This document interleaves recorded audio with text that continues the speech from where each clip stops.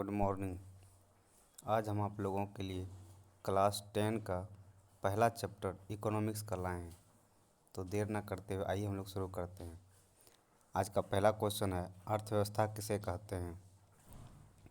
तो इसका पहला उत्तर है, अर्थव्यवस्था की परिभाषा विभिन्न विद्वानों ने विभिन्न तरीके से दिया है, जिसमें सबसे अच्छा परिभाषा ब्राउन का रहा है। इसके अनुसार अर्थव्यवस्था आजीविका अर्जन करने की एक प्रणाली है। दूसरे शब्दों में, अर्थव्यवस्था आर्थिक क्रियाओं का एक ऐसा संगठन है जिसके अंतर्गत लोग कार्य करके अपनी आजीविका चलाते हैं।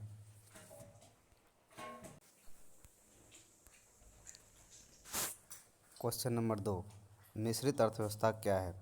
उत्तर, ऐसी अर्थव्यवस्था जिसका संरचना या देखरेख सरकार तथा निजी व्यक्ति दोनों के हाथों में होता है, ऐसी अर्थव्यवस्था को ही मिश्रित अर्थव्यवस्था कहते हैं। जैसे भारत में मिश्रित अर्थव्यवस्था है। क्वेश्चन नंबर 3, सतत विकास क्या है। ऐसा विकास जो लगातार जारी रहे उसे सतत विकास कहते हैं। क्वेश्चन नंबर 4, आर्थिक नियोजन क्या है। उत्तर, राष्ट्र की प्राथमिकताओं के अनुसार देश के संसाधनों का विभिन्न विकासात्मक क्रियाओं में प्रयोग करना ही आर्थिक नियोजन कहलाती है। क्वेश्चन नंबर 5, मानव विकास रिपोर्ट क्या है। उत्तर, मानव विकास रिपोर्ट एक ऐसी रिपोर्ट है जिसमें विभिन्न देशों की तुलना लोगों के शैक्षिक स्तर, उनके स्वास्थ्य स्थिति और प्रति व्यक्ति आय के आधार पर करती है। ऐसे रिपोर्ट को ही मानव विकास रिपोर्ट कहते हैं।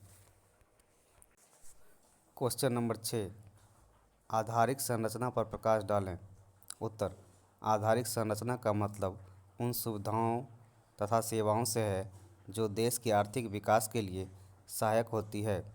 जैसे बिजली, परिवहन, संचार, स्कूल, कॉलेज आदि देश के आर्थिक विकास के आधार हैं। इन्हें देश का आधारिक संरचना कहा जाता है। क्वेश्चन नंबर 7, दीर्घ उत्तरीय प्रश्न। अर्थव्यवस्था की संरचना से क्या समझते हैं, इन्हें कितने भागों में बांटा गया है। उत्तर, अर्थव्यवस्था की संरचना का मतलब विभिन्न उत्पादन क्षेत्रों में इसके विभाजन से है। जैसे कृषि उद्योग, व्यापार, बैंकिंग, बीमा, परिवहन, संचार आदि। इन क्रियाओं को आमतौर पर 3 भागों में बांटा गया है। पहला है प्राथमिक क्षेत्र। प्राथमिक क्षेत्र को कृषि क्षेत्र भी कहा जाता है। इसके अंतर्गत कृषि, पशुपालन, मछली पालन, जंगलों से वस्तुओं को प्राप्त करना जैसी व्यवस्था आते हैं। दूसरा है द्वितीयक क्षेत्र। द्वितीयक क्षेत्र को औद्योगिक क्षेत्र भी कहा जाता है।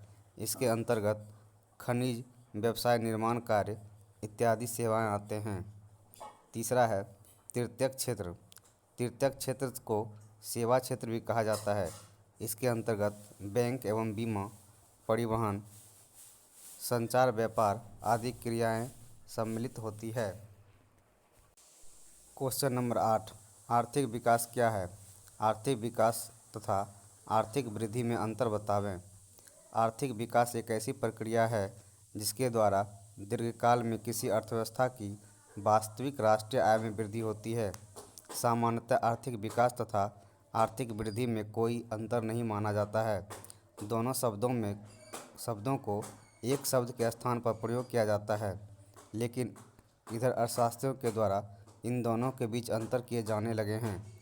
श्रीमती उर्सुला हिक्स के अनुसार वृद्धि शब्द का प्रयोग आर्थिक दृष्टि से विकसित देशों के संबंध में किया जाता है, जबकि विकास शब्द का प्रयोग विकासशील अर्थव्यवस्था के संदर्भ में किया जाता है। क्वेश्चन नंबर 9, आर्थिक विकास की माप कुछ सूचकांक के द्वारा करें। उत्तर, आर्थिक विकास के माप के कुछ सूचकांक इस प्रकार हैं।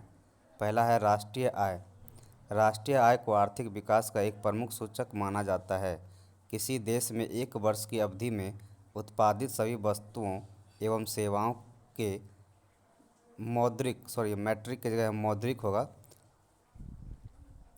ठीक है, यहाँ पे होगा मौद्रिक मूल्य के योग को राष्ट्रीय आय कहा जाता है। सामान्य तौर पर जिस देश का राष्ट्रीय आय अधिक होता है वह देश विकसित कहलाता है और जिस देश की राष्ट्रीय आय कम होती है वह देश अविकसित कहलाता है। दूसरा है प्रति व्यक्ति आय। आर्थिक विकास की माप करने के लिए प्रति व्यक्ति आय की सबसे उचित सूचकांक माना जाता है। प्रति व्यक्ति आय देश में रहते हुए व्यक्तियों की औसत आय होती है। राष्ट्रीय आय को देश की कुल जनसंख्या से भाग देने पर जो भागफल आता है वह प्रति व्यक्ति आय होता है। तीसरा है मानव विकास सूचकांक। मानव विकास सूचकांक विभिन्न देशों की तुलना में लोगों के शैक्षणिक स्तर, उनकी स्वास्थ्य स्थिति और प्रति व्यक्ति आय के आधार पर निर्भर करती है। क्वेश्चन नंबर 10, बिहार के आर्थिक पिछड़ेपन के क्या कारण हैं? बिहार के पिछड़ेपन दूर करने के लिए कुछ मुख्य उपाय बतावें। उत्तर है बिहार के आर्थिक पिछड़ेपन के निम्नलिखित कारण हैं जो इस प्रकार है। पहला है जनसंख्या में तीव्र वृद्धि। बिहार की जनसंख्या में दिन दोगुनी रात चौगुनी वृद्धि हो रही है, जिसके चलते विकास के लिए साधन कम होते जा रहे हैं, जो पिछड़ेपन के प्रमुख कारण हैं। दूसरा है कृषि पर निर्भरता। बिहार की 80% जनता कृषि पर आधारित है, लेकिन हमारी कृषि की हालत ठीक नहीं है। हमारी कृषि काफ़ी पिछड़ी हुई है, जिसके चलते उपज कम होती है, जो पिछड़ेपन का एक प्रमुख कारण है। तीसरा है बाढ़। बिहार के पिछड़ेपन के प्रमुख कारणों में बाढ़ का स्थान प्रमुख रूप से है। बिहार में खासकर उत्तरी बिहार में नेपाल से आए जल से बाढ़ आती है और हर साल कम या अधिक बाढ़ आना बिहार में तय है, जो पिछड़ेपन का एक प्रमुख कारण है। उसके बाद है सुखाड़। बिहार के पिछड़ेपन में सुखाड़ का स्थान काफ़ी महत्वपूर्ण है। बिहार में मानसून का समय पर न आना सुखाड़ का प्रमुख कारण है, जिसके चलते सूखे की मार दक्षिण बिहार को काफ़ी झेलनी पड़ती है। इससे हमारे किसानों को अकाल जैसी स्थिति का सामना करना पड़ता है। इस तरह कहा जा सकता है कि सुखाड़ भी पिछड़ेपन का एक प्रमुख कारण है। उसके बाद है उद्योग धंधों का अभाव। बिहार में उद्योग धंधों का काफ़ी अभाव है। सन 2000 में बिहार और झारखंड के बंटवारे के साथ अधिकांश उद्योग धंधे झारखंड में चले गए। इस कारण बिहार की कार्यशील उद्योग धंधों का अभाव हो गया, जो पिछड़ेपन का एक प्रमुख कारण बना। उसके बाद है गरीबी। बिहार एक ऐसा राज्य है जहां गरीबी का भार अधिक है। राज्य में प्रति व्यक्ति आय राष्ट्रीय आय से आधे से भी कम है, जिसके चलते बिहार पिछड़ा है। अतः बिहार में निर्धनता भी पिछड़ेपन का कारण है। उसके बाद है खराब विधि व्यवस्था। किसी भी देश तथा राज्य के लिए शांति तथा सुव्यवस्था जरूरी होती है, लेकिन बिहार में वर्षों तक कानून व्यवस्था कमज़ोर स्थिति में थी, जिसके चलते नागरिक शांतिपूर्वक उद्योग नहीं चला पा रहे थे। इस तरह खराब विधि व्यवस्था भी बिहार के पिछड़ेपन का एक प्रमुख कारण बना। उसके बाद है अगला है कुशल प्रशासन का अभाव। बिहार के प्रशासनिक स्थिति ऐसी हो गई है जिसमें पारदर्शिता का अभाव है, जिसके कारण आए दिन भ्रष्टाचार में वृद्धि हो रही है, जो पिछड़ेपन का एक प्रमुख कारण है। बिहार के पिछड़ेपन को दूर करने के लिए सबसे पहले पूर्व राष्ट्रपति डॉक्टर APJ अब्दुल कलाम ने कहा था कि बिहार के विकास के बिना भारत का विकास असंभव है या संभव नहीं है। आइए अब हम बिहार के पिछड़ेपन को दूर करने के लिए निम्नलिखित उपाय किए जा सकते हैं। पहला है जनसंख्या पर रोक लगाकर पिछड़ेपन को दूर किया जा सकता है। इसके लिए परिवार नियोजन कार्यक्रम जनता एवं खास करके महिलाओं में शिक्षा का प्रचार किया जाए। दूसरा है कृषि का विकास करके। बिहार में कृषि ही जीवन का आधार है। कृषि के नए यंत्र, उत्तम खाद बीज का प्रयोग कर बिहार का विकास किया जा सकता है। उसके बाद है बाढ़ पर रोक। बिहार के विकास में बाढ़ सबसे बड़ा बाधक है। इस पर नियंत्रण कर बिहार का विकास किया जा सकता है। उसके बाद है उद्योगों का विकास। बिहार से झारखंड के अलग हो जाने से यह राज्य लगभग उद्योग विहीन हो गया था। चीनी मिलें बिहार के हिस्से में रह गई थी, जो अधिकतर बंद पड़ी थी, लेकिन कुछ वर्षों से देश के विभिन्न भागों से तथा विदेशी पूंजी निवेश लाने के प्रयास किए जा रहे हैं ताकि वर्तमान में जो उद्योग धंधे का अभाव है उसे दूर किया जा सके। उसके बाद है गरीबी दूर करना।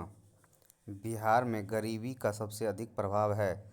गरीबी रेखा के नीचे लगभग 42% से भी अधिक लोग यहाँ जीवन बसर करते हैं। इसलिए इसे रोजगार की व्यवस्था की जाए। स्वरोजगार को बढ़ावा देने के लिए उन्हें प्रशिक्षण दिया जाए। अगला है शांति व्यवस्था की स्थापना। बिहार में शांति का माहौल कायम कर व्यापारियों में विश्वास जगाया जा सकता है तथा आर्थिक विकास की गति को तेज किया जा सकता है। अगला है ईमानदार प्रशासन। बिहार के आर्थिक विकास के लिए स्वच्छ, कुशल तथा ईमानदार प्रशासन जरूरी है।